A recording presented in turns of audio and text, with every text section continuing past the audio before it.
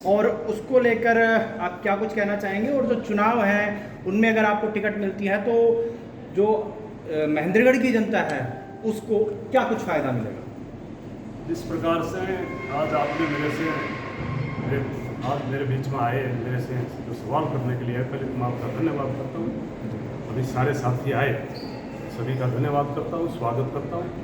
और जिस प्रकार से आपने मेरे से कहा कि चुनाव नज़दीक है, हरियाणा विधानसभा और पार्लियामेंट के चुनाव भी नज़दीक है। मैं जिस प्रकार से राजस्थान की बात करते हैं, राजस्थान इसमें कोई दो रहे टाइम के अनुसार दिसंबर में चुनाव सरकार को कराने पड़ेंगे। और जिस प्रकार की गतिविधियां चल रही हैं उस समय हरियाणा प्रदेश की तो नहीं, लेकिन एक बात कह सकता हूँ कि शायद पार्लियामेंट के चुनाव हमारी जितनी भी स्टेटें जो दिसंबर में चुनाव होने हैं, चाहे राजस्थान की बात करें, छत्तीसगढ़ की, मध्य प्रदेश की, इन स्टेटों के साथ में शायद पार्लियामेंट के चुनाव हो सकते हैं। लेकिन हरियाणा प्रदेश की जहाँ तक मेरी अपनी सोच है, वहाँ तक हरियाणा प्रदेश में चुनाव नहीं करवाएंगे। आपने कहा कि अगर आपको पार्टी टिकट दे, मैं आपको एक बात बताना चाहता हूँ, पार्टी टिकट मेरे को ही देगी, कांग्रेस पार्टी मेरे को टिकट देगी, क्योंकि अब की बार कांग्रेस पार्टी बड़ी सूझबूझ से और सर्वे करवा करके टिकट देने का काम करेगी। और मैं इस बात से पूरी तरह से संतुष्ट हूँ कि जब सर्वे करवाई जाएगी तो मैं जिस प्रकार से मैंने आपके बीच में 14 में चुनाव लड़ा था और 14 के चुनाव में जिस प्रकार की मेरी अपनी प्रोग्रेस रही, मैं बल्कि मोदी जी ज्ञान दी थी और उसमें मैं लोकदल की टिकट पर था और उसमें मैंने दूसरा नंबर लेकर के महज 42,000 वोटों में पराजित रहा।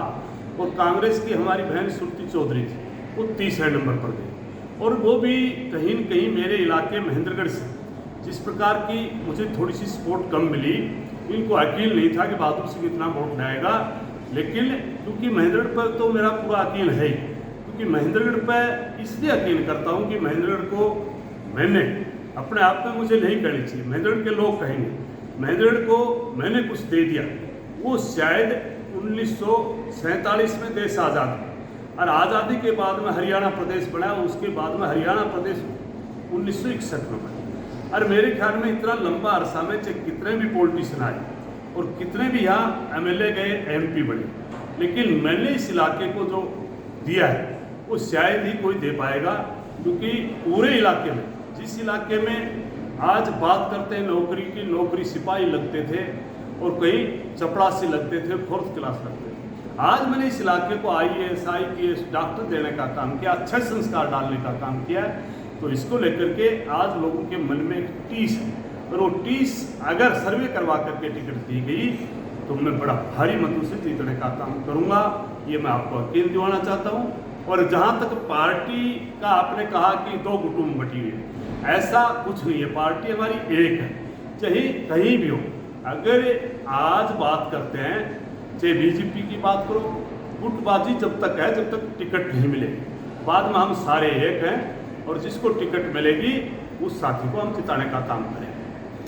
अगर पार्टी में जो कद और पद की बात करें तो वो कहीं ना कहीं अभी जो चुनाव है राजस्थान के, उनमें भूपेंद्र सिंह हुड्डा को कहीं ना कहीं दूरी बना के रखी है पार्टी ने, इस बारे में क्या कुछ कहेंगे? जहाँ तक भूपेंद्र हुड्डा को कोई दूरी नहीं, हरियाणा प्रदेश में अगर प्रदेश की जिम्मेवारी दी गई, प्रदेश अध्यक्ष बनाया गया और आपके बीच में जिस प्रकार से हमारे प्रदेश अध्यक्ष बनाया गया, वो माननीय हुड्डा साहब ने उनके कहने से बनाया गया था, उदय भान जी को।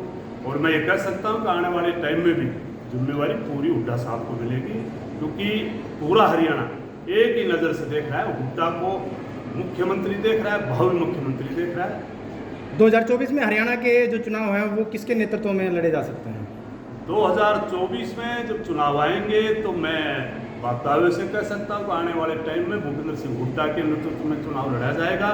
और जहाँ तक अगर हमारी पार्टी ने वो से भी, मैं आज हमारा बाबरिया साहब जो प्रभारी हरियाणा का लगा रखा है, उनसे मैं संतुष्ट हूँ कि वो पूरी तरह से आज चाहे जिला प्रधान की बात हो, चाहे कोई भी बॉडी बनाएंगे, उसमें पूरी तरह से सर्वे करवा करके बनाने का काम करेंगे। आने वाले टाइम में पार्लियामेंट के जब चुनाव आएंगे तो उसमें भी मैं दावे से कर सकता हूँ कि वो अपने आप में सर्वे करवा करके हर आदमी को टिकट देने का काम करेंगे और वो हमारा कांग्रेस का भाई 10 के 10 जीतने का काम करेंगे। और विधानसभा में तो मैं ये कह सकता हूँ कि अब की बार हमारी ऐसी लहर आएगी जिस प्रकार से चौधरी देवीलाल की 87 माई थी, 4 कांदिए और एक रोने वाली बची थी, लेकिन अब की बार 4 कांदिए रहेंगे, एक रोने वाली भी नहीं रहेगी। 86 सीट जीतेंगे। ठीक।